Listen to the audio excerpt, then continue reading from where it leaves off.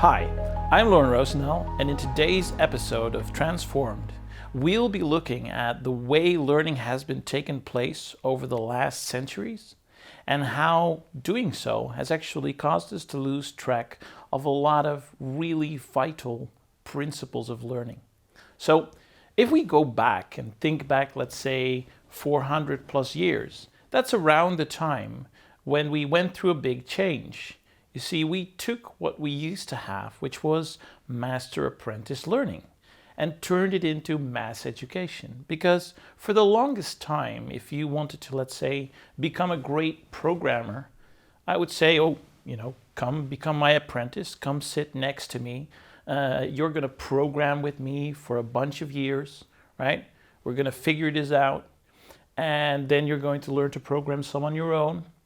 And then from there on, we're going to have you do a master test and show that you can actually do just about everything that I taught you on your own successfully.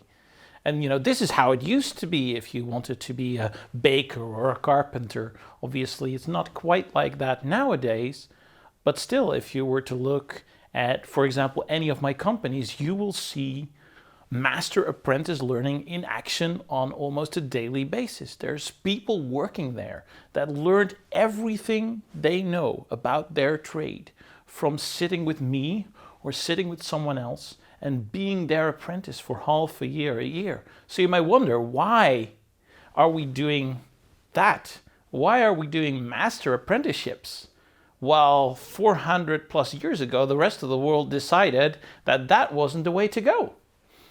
They basically said, okay, well, we have to, in order to get to a higher level, we're going to have to educate more people. And in order to do that, we're going to have to become more efficient at it. And this is really where mass education was born.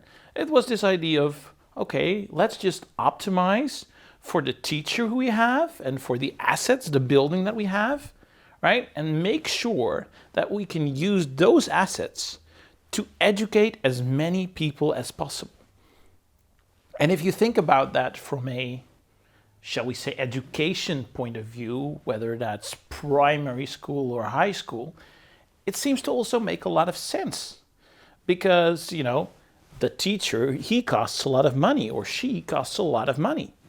The classroom, that costs money. And those students that are out there, well, they're the ones that are bringing in the money. The more students we can fit into our classroom, the more money we make.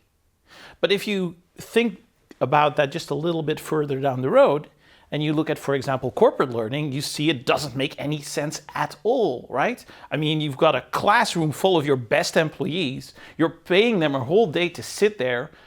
That lost productivity, that lost time, costs a hell of a lot more, obviously, than it would normally cost for the teacher in the classroom. That's just a marginal expense. The real cost is that you have your people going through training. So it better be really, really good. But unfortunately, because we're doing this mass education thing, and we've sort of taken mass education, which we do in primary school and high school, we've taken that and we've sort of supplanted it on top of the way we do learning in business as well. Which makes very little sense, as I just said. I mean, those people in the classroom are costing you so much more than the teacher and the classroom. But more importantly, by sort of adopting this frame of mind of a school as almost a factory which takes in little kids and churns out people in business suits with suitcases, we've lost track of the core principles that actually make learning work. Because on an individual level, there's really only 4 things that matter when it comes to a learning experience. The first one is your attention span. Because if someone's not paying attention, they're not going to pick up anything you're saying. The second is the capability of the student, of the learner. Because obviously, if I give a 9-year-old a quantum physics book and they say, hey, come on, let's learn something, that's probably not going to work really well. Next up, you've got retention. We need to also make sure that there is some kind of repetition to make sure that what knowledge we impart on someone will actually stick in their minds. And finally, you're looking at motivation, because obviously you can do all of those things.